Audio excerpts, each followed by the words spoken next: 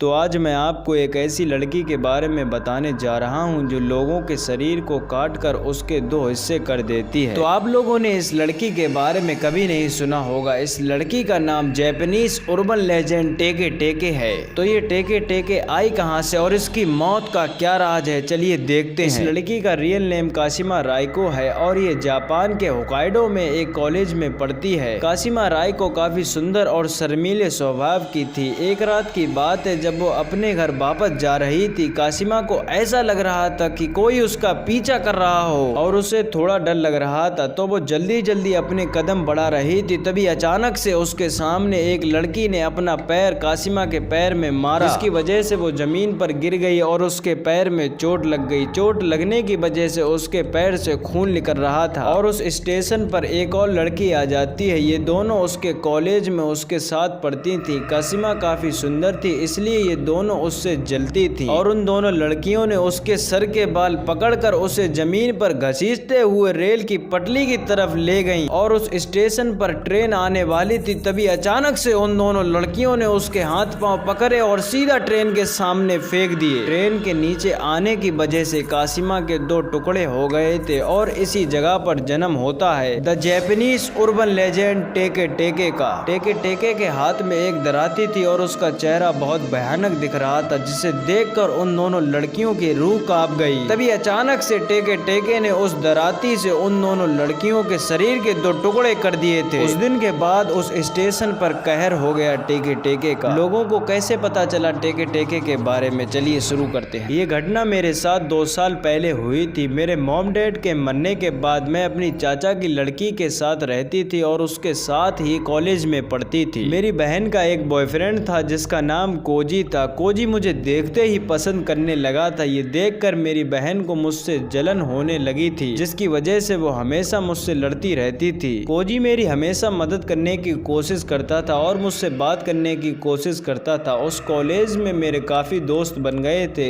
एक रात की बात है, जब मैं अपने घर वापस जा रही थी तो मेरे दोस्त मुझे मना कर रहे थे और बोल रहे थे कि जिस स्टेशन पर तुम जा रही हो उस स्टेशन पर रात के टाइम एक चुड़ैल रहती है जो लोगों के शरीर के दो टुकड़े कर देती है। तभी वहां पर कोजी आ जाता है जो मेरे साथ चलने की बोल रहा था। तो मैंने अपनी बहन के डर के मारे मैंने उससे मना कर दिया और अकेले ही उस स्टेशन पर चली गई। वो स्टेशन सुनसान पड़ी हुई थी और एक प्लेटफॉर्म के ऊपर मैं खड़े होकर ट्रेन का इंतजार कर रही थी कि तभी अचानक से मेरे सर में किसी ने एक कांच की बोतल मारी और मैं जमीन पर गिर गई। मेरे सर से खून निकल रहा था। वो बोतल किसी और ने नहीं, मेरी बहन ने मुझे मारी थी। तभी कोजी मेरे बाल पकड़कर जमीन पर घसीटता हुआ ले जा रहा था और ऐसा लग रहा था कि ट्रेन आने वाली है। कोजी से मेरी बहन बोल रही थी इसे मार दो। मैं अपनी बहन से विनती कर रही थी, प्लीज प्लीज मुझे छोड़ दो, प्लीज मेरी जान बख्श दो। मैं अपनी बहन से विनती कर रही थी। तभी एक झटके में मेरी बहन के शरीर के दो टुकड़े हो गए। मेरी बहन के शरीर के अंदर से बहुत खून निकल रहा था और कोजी ये देख कर डर के मारे चिल्ला उठा और मुझे छोड़ दिया। मैं ये देख कर डर के मारे चौंक गई थी क्योंकि ये भयानक मौत मैंने कभी नहीं देखी थी। और जैसे ही मैंने ऊपर देखा तो मेरी रूह कांप गई। वहां पर एक राक्षस जैसा कोई था जिसका शरीर नीचे से कटा हुआ था और उसका चेहरा बहुत भयानक दिख रहा था। उसके एक हाथ में दराती थी और जब वो मेरे पास आ रही थी तो उसके नाखून जमीन पर घिट रहे थे और उसकी वजह से आवाज निकल रही थी टेके टेके। उस चुड़ैल ने मेरे पास आकर मुझे कुछ नहीं किया और पीछे मुड़कर कोजी के ऊपर अटैक कर दिया और उसकी गर्दन को आधा काट डाला। कोजी की गर्दन कटने के बाद उसके अंदर से ऐसे खून निकल रहा था जैसे कोई जानवर तड़प रहा हो। कोजी के शरीर के ऊपर उस चुड़ैल ने इतने बार